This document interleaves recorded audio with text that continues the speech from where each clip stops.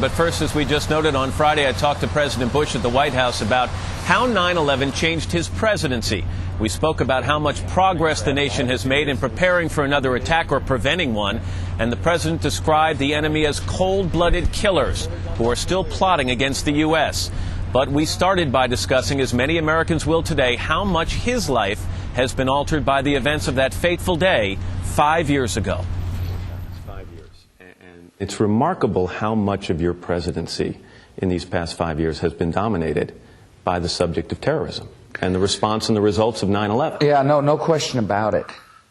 My thinking about the world was changed dramatically on that day.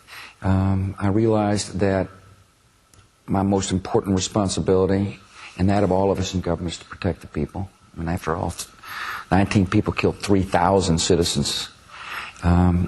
Secondly, I realized that we were involved in an ideological struggle akin to the Cold War. And every day in the Oval Office, with the exception of Sunday, when I'm in town, I get briefed on this, what the enemy is trying to do to us. And it's a sobering thought. 3 days after the attack, she came to New York, what we now call Ground Zero, the site of the World Trade Center. There's that famous moment you grab the bullhorn. I can hear you. The rest of the world hears you. And the people who knock these buildings down will hear all of us soon. When you said that, did you have a very clear understanding? Had you formulated a plan in your mind? And did you understand exactly what it was going to take to respond to those attacks? That was not a planned speech. It just came out. There was still smoke, and it was just there was haze. The emotions were unbelievable.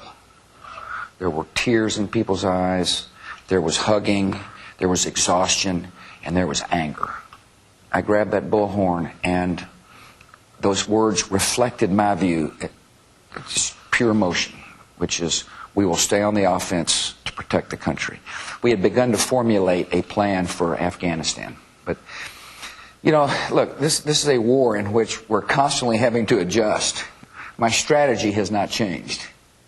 The tactics to conduct this war do change, whether it be in Iraq or Afghanistan or on the home front. At the time when you made those remarks at the World Trade Center, could you have envisioned that the response would include 2 full-scale wars, Afghanistan and Iraq?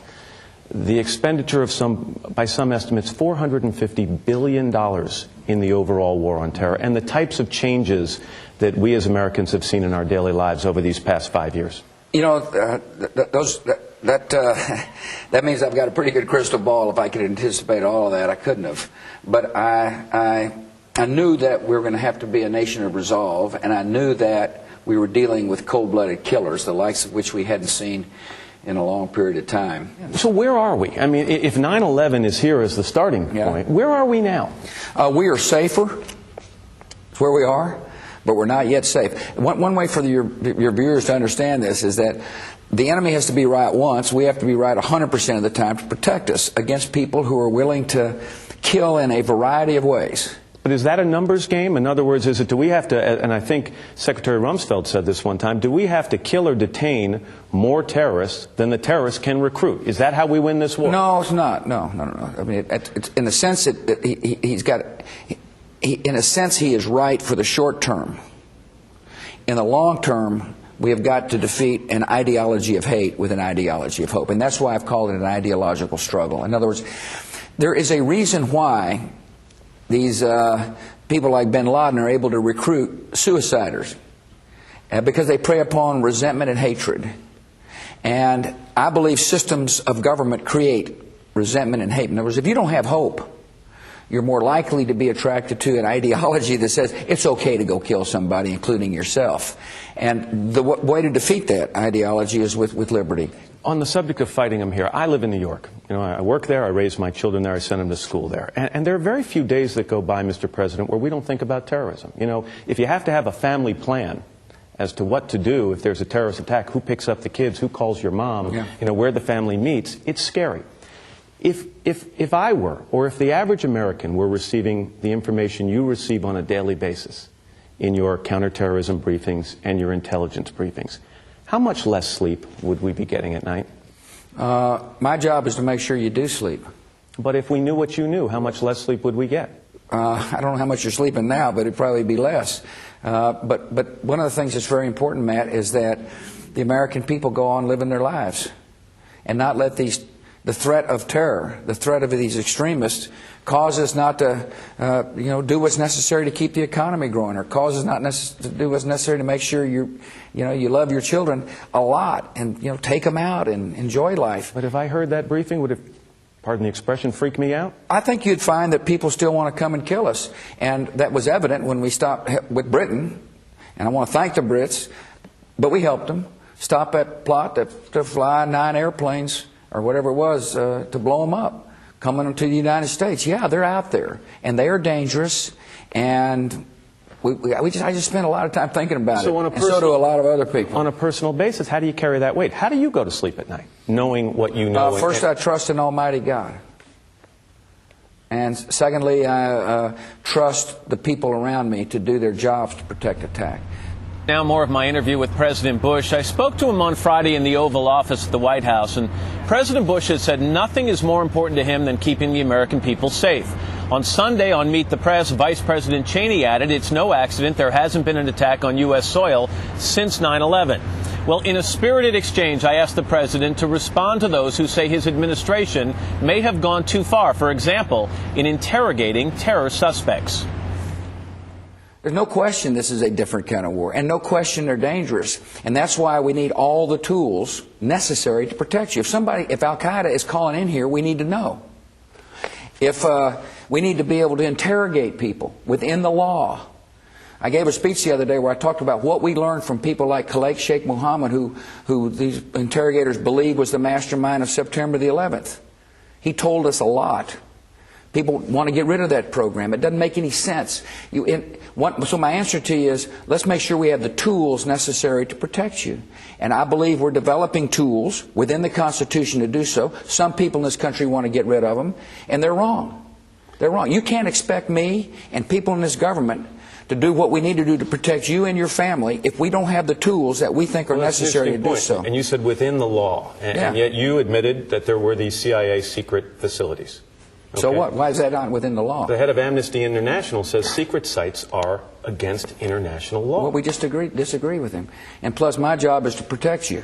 And most American people, if I said that we had who we think's the mastermind of the 9/11, they would say, why don't you see if you can't get information out of him without torturing him, which is what we did. Were you made personally? My job is to protect this country, Matt. And I'm going to, within the law. And it gets second-guessed all the time by people who don't live in the United States. But let me remind you, September the 11th for them was a bad day. For us, it was a change of attitude. These alternative methods you talked about in terms of extracting information from these suspected terrorists, were you made personally aware of all of the techniques that were used, for example, against the Khalid Sheikh Mohammed, and did you approve all of those techniques? I told our people, get information without torture, and was assured by our Justice Department that we were not torturing. It's been reported that with Khalid Sheikh Mohammed, he was what they call waterboarded. I'm not going to talk about techniques that we use on people. One reason why is because we don't want the enemy to adjust. The American people need to know we're using techniques within the law to protect them. You said to me, how can we be assured you're doing everything it takes to protect the American people? And I'm saying to you, we're listening to Al-Qaeda if they're calling in this country, and some people want to get rid of that program. We had walls that did not allow criminal investigators and intelligence forces to talk to each other. We've eliminated the laws. Let me finish. But one of the best source, according to those who are on the front lines of protecting the American people, is when we pick up somebody off of a battlefield, that we interrogate them within the law to get data. And I would strongly urge people to look at that speech I gave, because I declassified classified information to show how important the information we got from whom we think is the mastermind of the September the 11th attacks. I don't want to let this within the law issue slip, though. I mean, if in fact there was waterboarding used with Khalid Sheikh Mohammed, and for the viewers, that's basically you strap someone to a board and you make them feel as if they're going to drown. You put them underwater. If that was legal and within the law, why couldn't you do it at Guantanamo? Why'd you have to go to a secret location around Matt, the world? I'm not going to talk about techniques.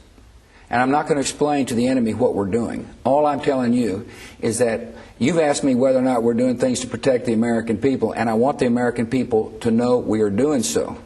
At some point, Mr. President, if techniques, these alternative Matt, techniques are used, I'm not going to ask you to specifically say about them, but if they are used, are you at all concerned that at some point, even if you get results, there's a blurring the lines of between ourselves and the people we're trying to protect us against?